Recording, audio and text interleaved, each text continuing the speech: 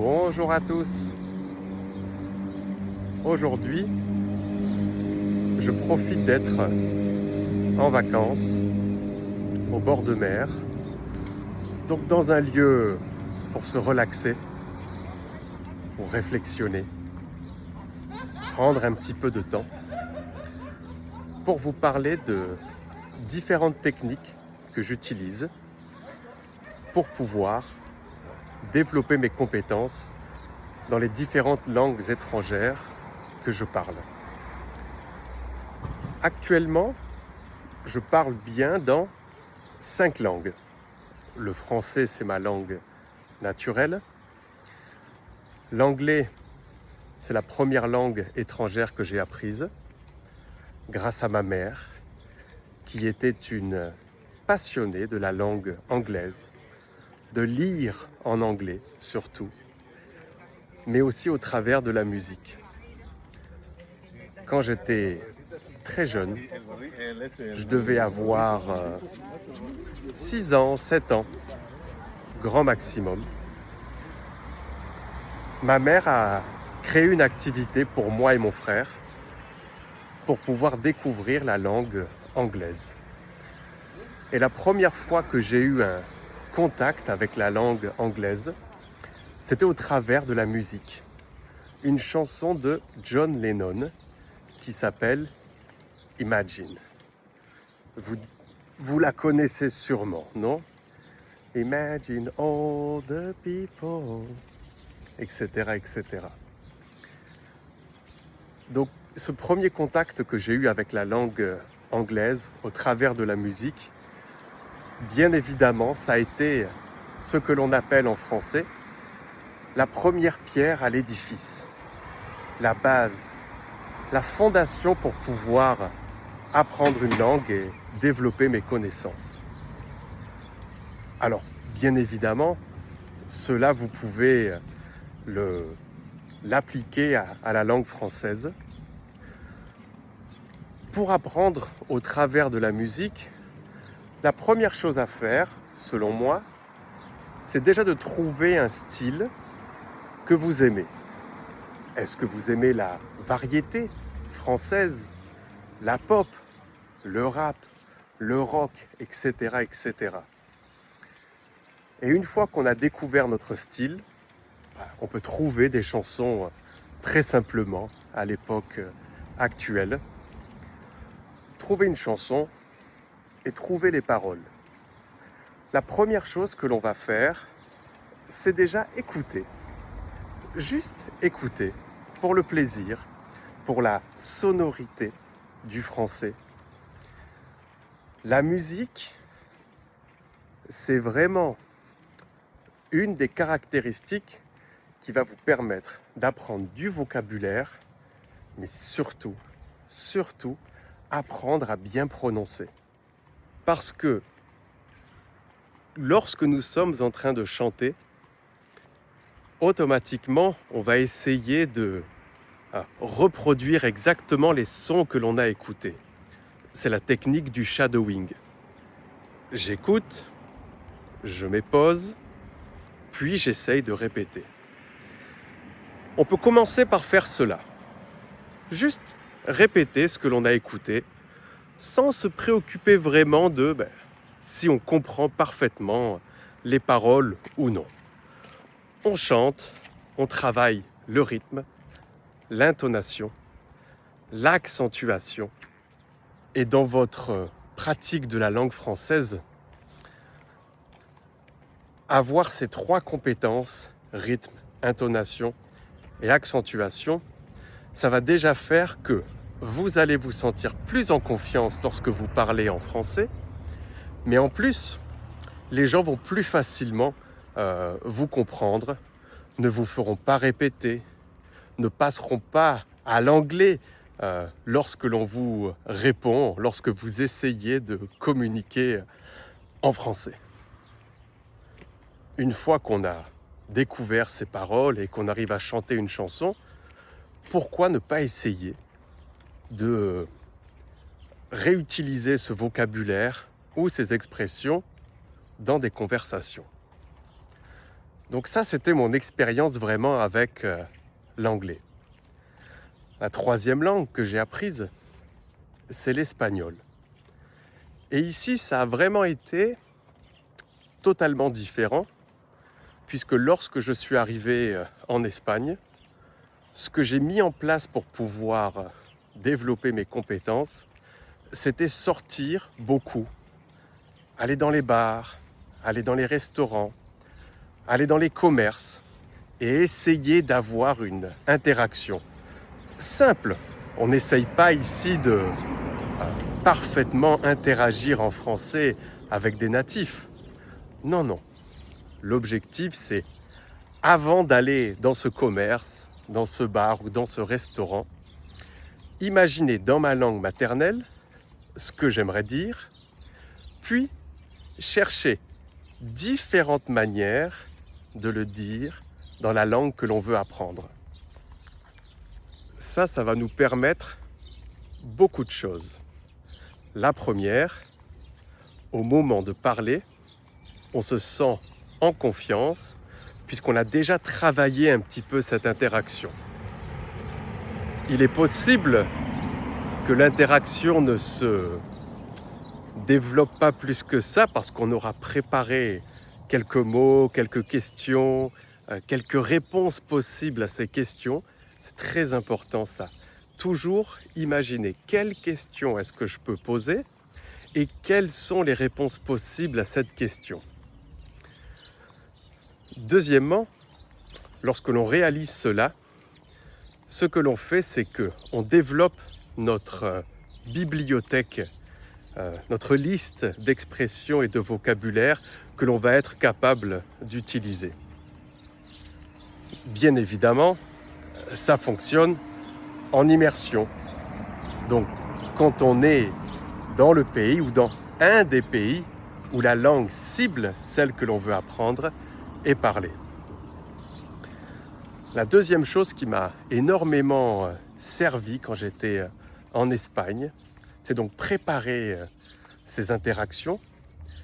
Et chaque fois que l'on me répondait et que j'entendais un mot nouveau ou une expression nouvelle, essayer ou de la comprendre, si on est capable, sinon, juste la garder et dire « Ok, cette expression, je ne sais pas vraiment ce qu'elle signifie, mais quand je vais rentrer à la maison après cette interaction, chercher. » Je vous donne un exemple.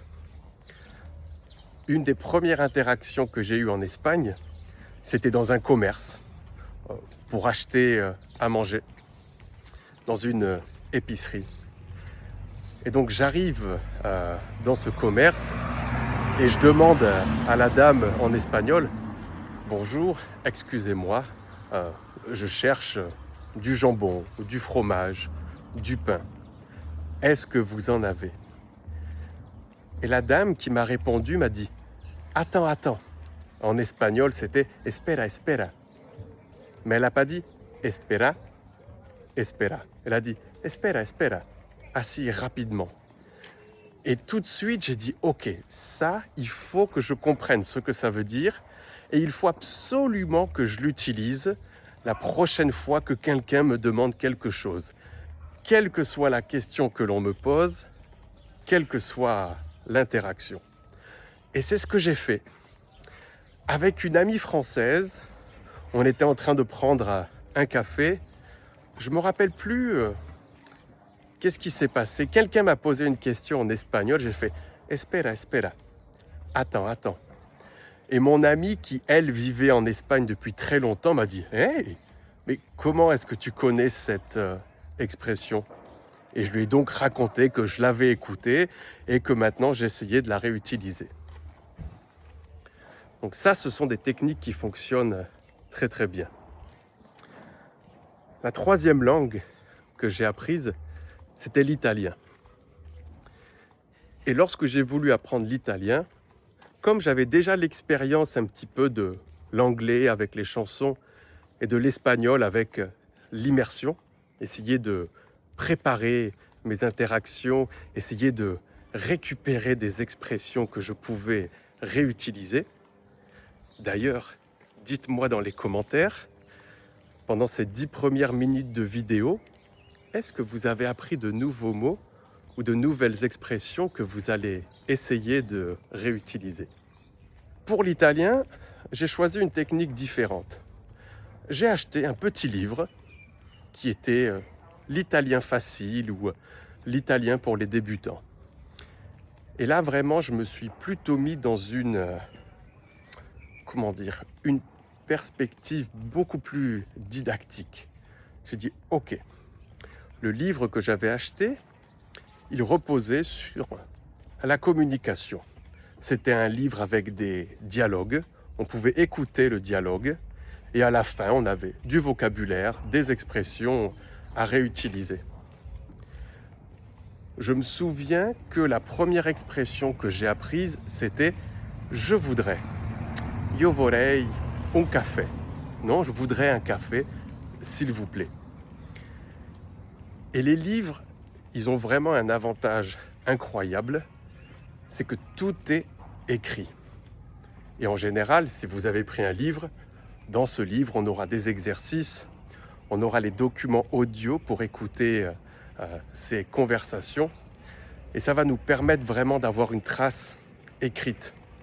Quelque chose que l'on va pouvoir réutiliser, que l'on va pouvoir assimiler plus facilement, que l'on va mettre en pratique avec des exercices et bien évidemment, toujours, si c'est possible, essayer de réutiliser cette expression.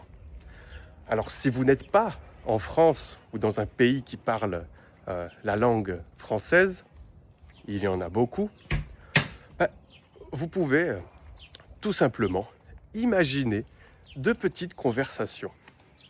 Maintenant, on a tous un téléphone avec l'option dictaphone, non ? Où on peut enregistrer notre voix. Et donc, ce que je faisais, c'est que je prenais donc une conversation de ce livre et j'essayais de l'adapter à un autre contexte. Imaginez que j'avais lu ou écouté une conversation sur 2 personnes qui allaient dans un bar pour commander quelque chose. Eh bien, j'essayais, moi, d'écrire une conversation où j'allais dans un commerce, dans une pizzeria et demander des informations. Ce que je faisais ensuite, c'était enregistrer cette conversation où c'est moi qui faisais les 2 personnes, celle qui demandait et celle qui répondait. Puis, je m'enregistrais en train de faire cela. Ça, c'est vraiment super aussi comme technique pour plusieurs raisons. La première, c'est que ça nous fait pratiquer dans un contexte bien précis. Deuxièmement, quand on va réécouter ce que nous avons produit, obligatoirement, notre première réaction, ça va être « Ah, c'est horrible, je parle très très mal ». Et ça, c'est super. C'est super, pourquoi ? Parce qu'au final, on est tous un petit peu perfectionnistes et on sait tous, lorsque l'on conjugue bien un verbe, lorsque l'on prononce bien un mot. La chose la plus importante ici, c'est que lorsque l'on sait que l'on a mal conjugué un verbe ou que l'on a mal prononcé un mot, on ne le laisse pas de côté. Non, non, non, non, non. On essaye de chercher sur Internet, maintenant avec l'intelligence artificielle, c'est tellement facile, non ? On peut aller sur n'importe quel serveur ou service d'intelligence artificielle et lui demander de prononcer ce mot. On peut même lui donner notre enregistrement de cette communication et lui demander quelles sont les erreurs qui ont été commises ici. Est-ce qu'il y a certains mots qui sont mal prononcés ? Est-ce que l'on pourrait mieux former différentes phrases ou utiliser différents mots pour exprimer la même idée ? Et l'intelligence artificielle va faire le travail pour nous. Très important, lorsque l'on enregistre ces communications, il va falloir que l'on écrive ces différentes interactions. Et l'écriture, bien que ce soit la chose la plus complexe à faire en français, c'est clair, puisque le français parlé est totalement différent du français écrit. On ne prononce pas toutes les lettres en français, c'est très complexe, non? Eh bien, grâce à ça, on va pouvoir voir quelle est la différence entre le français écrit et le français parlé. La quatrième langue que j'ai apprise, c'était le portugais. Le portugais du Brésil, pas le portugais du Portugal, bien que ce soit très similaire, la prononciation est différente, les expressions sont différentes. Et dans ce cas-là, j'ai encore utilisé une autre technique. J'ai eu la chance de pouvoir partir au Brésil, mais vous allez voir que ce n'est pas nécessaire ici, où j'ai les cheveux un petit peu mal. Je suis arrivé au Brésil et j'ai pris des cours privés. Alors pour les cours, cours en groupe, cours privés, là c'est vraiment vous qui décidez réellement. Moi je préfère les cours privés pour une raison très simple. C'est que comme je suis professeur de français, et je parle déjà beaucoup de différentes langues, eh bien j'ai des attentes très spécifiques d'un professeur. Très souvent, les règles de grammaire ne sont pas aussi difficiles qu'en français, donc je vais toujours avoir des attentes qui sont bien plus élevées. C'est la raison pour laquelle très souvent, j'aime avoir un professeur particulier parce que de cette manière, quand j'ai un doute, je peux directement poser la question à mon professeur et obtenir une réponse claire et facile à comprendre. Je me suis trompé de route, je suis sur le parcours de golf. Excusez-moi, je repars dans l'autre sens. Lorsque l'on choisit un cours privé, bien évidemment le prix est très important puisqu'il y a beaucoup de prix différents, de professeurs différents. Moi, ce que je vous recommande toujours, c'est de choisir une option en termes de prix qui soit raisonnable. Pas le moins cher, parce que si on prend le moins cher, on va peut-être pas forcément avoir un vrai professeur de français. On va uniquement avoir quelqu'un avec qui on peut faire de la conversation. Et ça, c'est super, mais quand on a un niveau déjà qui est plus élevé, un niveau B2, là, ça vaut le coup de faire de la conversation en cours privé. Pour les niveaux inférieurs, il nous faut un professeur qui soit vraiment capable de nous expliquer techniquement, avec des exemples et avec des ressources que l'on peut nous envoyer, pourquoi j'ai commis cette erreur, pourquoi on doit dire cette chose ou cette autre chose.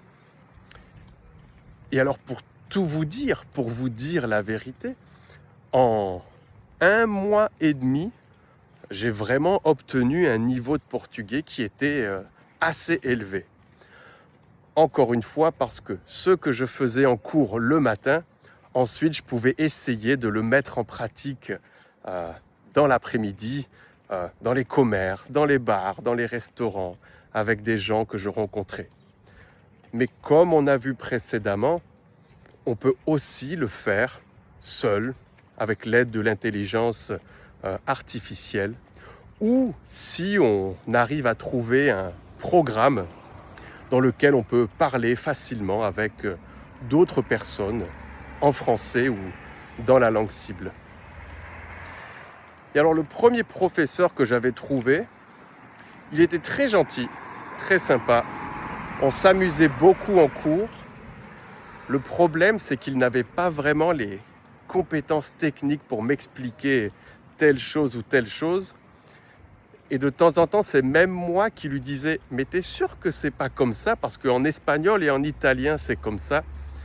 Et souvent, il me disait « Ah oui, t'as raison, excuse-moi. » Si jamais vous trouvez un professeur de français qui ne vous satisfait pas, c'est pas la fin du monde. Vous pouvez tout simplement lui dire que bon, il est très gentil, vous avez appris plein de choses, mais c'est pas forcément ce que j'espérais. Et puis, on essaye de trouver un autre professeur. Peut-être un professeur diplômé, un professeur avec plus d'expérience, tout simplement. Et finalement, les autres langues que j'ai essayé d'apprendre, mais j'y suis pas vraiment arrivé. Et c'est ça qui est intéressant aussi, hein.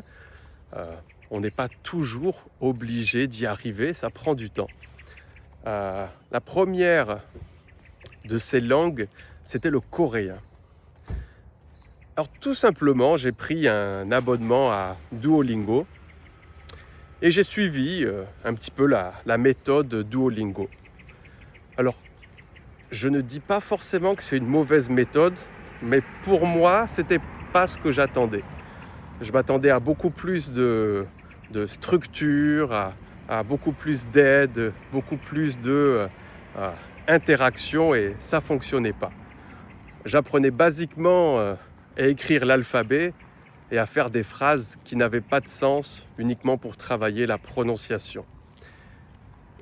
Et si on apprend quelque chose sans contexte, ça va fonctionner beaucoup moins rapidement ou efficacement que lorsque l'on peut apprendre quelque chose et le mettre en contexte juste après, l'utiliser, le mettre en pratique vraiment pour pouvoir l'assimiler. Si vous ne le savez pas, quand on apprend une langue étrangère, pour pouvoir assimiler quelque chose, un mot, une expression, la conjugaison d'un verbe, il faut pouvoir l'utiliser 7 fois dans un contexte différent. 7 fois, ça veut dire une fois pendant 7 semaines. Non, mais c'est pas parce qu'on travaille quelque chose un jour que ça y est, on maîtrise cette chose. Non, ce serait beaucoup trop facile. Si demain, vous ne connaissez pas les temps du passé en français et je vous explique dans une vidéo de 10 minutes comment fonctionnent les temps du passé, vous allez découvrir comment ça fonctionne, vous allez peut-être vous rappeler la formation, mais vous n'allez pas être capable de vraiment conjuguer des verbes et raconter une histoire au passé. Donc il faut toujours bien prendre cela en compte, non ? J'apprends quelque chose, je le mets en pratique tout de suite, et chaque fois que c'est possible, j'essaye de le remettre en pratique dans différents contextes. Par exemple, je raconte ce que j'ai fait le week-end dernier. Une autre semaine ou un autre jour, j'essaye de raconter mes dernières vacances. Un autre jour, une autre semaine, j'essaye tout simplement de parler de ma formation en français. On va devoir utiliser les temps du passé. Et petit à petit, plus vous utilisez vraiment ces actes de parole, comme on dit en français, dans différentes situations, petit à petit, ça va devenir beaucoup plus naturel. Finalement, l'autre langue que j'ai essayé d'apprendre et qui n'a pas vraiment fonctionné, c'est l'allemand. Alors pour l'allemand, j'ai fait quelque chose de encore différent, qui fonctionne extrêmement bien, mais ça n'a pas fonctionné pour une raison primordiale, principale, cruciale. Quand j'ai commencé à apprendre l'allemand, je me suis dit, je vais tout simplement essayer d'utiliser l'intelligence artificielle. Vous avez vu ? À chaque fois, j'essaye une technique différente pour voir si ça fonctionne mieux. Et si je vois qu'une technique ne fonctionne pas pour moi, c'est pas grave. Et donc, quand ça ne fonctionne pas, j'essaye tout simplement de revenir à une technique qui fonctionne parce que je l'ai déjà utilisée. Pour l'allemand, ce que j'ai fait, j'ai donc demandé à l'intelligence artificielle, avec mes connaissances et mes compétences comme professeur de français, en ayant déjà appris beaucoup de langues, de me créer un petit programme en un mois pour développer mes compétences basiques. Et ce que j'ai fait, j'ai acheté un cahier et chaque jour, j'essayais d'écrire des phrases basiques. Comment vous vous appelez ? Vous habitez où ? Vous avez quel âge ? Quelle est votre profession ? Etc., etc. Donc j'écrivais les questions, j'écrivais bien évidemment les réponses, et chaque jour, j'essayais de prendre une nouvelle page et d'écrire de nouvelles choses. Chaque jour, ce que je faisais, bien évidemment, c'était lire les pages précédentes, essayer de les prononcer, encore une fois, créer de petits dialogues. Alors pourquoi ça n'a pas marché? Parce que c'est une excellente technique. Tout simplement parce que je n'avais pas le temps. Et il faut se dire les choses en face, comme on dit en français. Si vous n'avez pas le temps d'étudier, ça ne fonctionnera pas. Si vous n'avez pas la motivation d'étudier, ça ne va pas fonctionner. Si vous n'avez pas la motivation, là, c'est intéressant de trouver un professeur ou un programme d'études où on va pouvoir connaître d'autres personnes et ça va nous motiver tout simplement à apprendre. Donc voilà un petit peu mon expérience en anglais, en espagnol, en italien, en portugais, en coréen, en allemand. Je n'ai pas abandonné l'idée de parler coréen ou de parler allemand. C'est juste qu'actuellement, je n'ai pas le temps pour le faire. Donc, je préfère ne pas le faire et quand j'aurai libéré du temps, reprendre en essayant de mélanger un petit peu toutes les techniques que j'ai apprises pour pouvoir avancer, développer mes compétences, me sentir en confiance, assimiler du vocabulaire et des expressions. On arrive maintenant à la fin de cette vidéo. J'aimerais beaucoup savoir dans les commentaires, comme je vous ai demandé avant, est-ce que vous avez appris de nouvelles expressions aujourd'hui avec moi, de nouveaux mots? Concernant toutes les techniques que je vous ai partagées, est-ce que vous en utilisez une ou plusieurs? Est-ce que peut-être vous allez essayer de mettre en pratique une de ces techniques? Puis bien évidemment, si jamais vous cherchez des cours de français ou des programmes pour pouvoir apprendre le français, n'hésitez pas à nous contacter. À French School TV, on a des cours en groupe, très grands groupes, tout petits groupes. On a des cours de conversation pour tous les niveaux, A1, A2, B1, B1+, B2, C1, mais des cours de conversation avec une structure de vocabulaire, de grammaire, de prononciation, parce que sinon, comme je vous ai dit, ce n'est pas intéressant à partir d'un niveau B2. Et on a aussi créé un programme, un programme qui réside vraiment dans mon expérience de l'apprentissage des langues, qui s'appelle FSTV 360. On vous met tous les liens dans la description. Vous pouvez cliquer ici en haut à droite pour le découvrir. Et d'après moi, FSTV 360, à partir du niveau A2, si vous êtes débutant en français ou vous avez un petit niveau A1, ce ne sera pas utile pour vous. Il faut dire la vérité. Et dans ce programme, vous avez des ateliers avec des professeurs de French School TV du lundi au vendredi. Dans ces ateliers, vous allez écouter, vous allez écrire, vous allez découvrir de nouvelles caractéristiques de la langue française.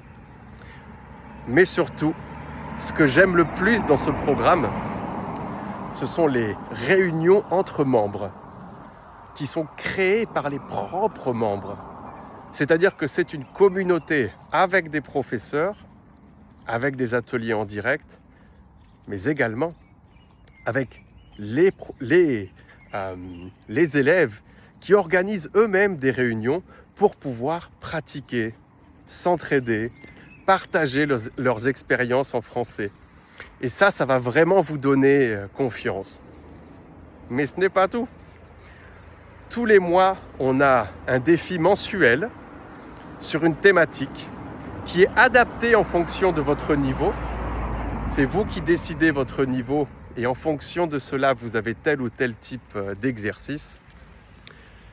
Et bien évidemment, pour travailler la compréhension orale, on vous partage des exercices d'écoute 2 fois par semaine. Donc pensez-y, si vous êtes bloqué, si vous avez la sensation de ne pas avancer en français ou tout simplement de ne pas pouvoir pratiquer la langue avec des personnes francophones, parce que plus on pratique en théorie, plus on va pouvoir développer nos compétences. Voilà tout le monde, j'espère que ce format de vidéo vous plaît. Si c'est le cas, n'hésitez pas à laisser un commentaire et de nous dire de quoi vous aimeriez qu'on parle dans le futur. On vous laisse ici d'autres petites vidéos pour développer vos compétences. On vous dit merci à tous d'avoir pris le temps de regarder ce podcast et on se voit très bientôt.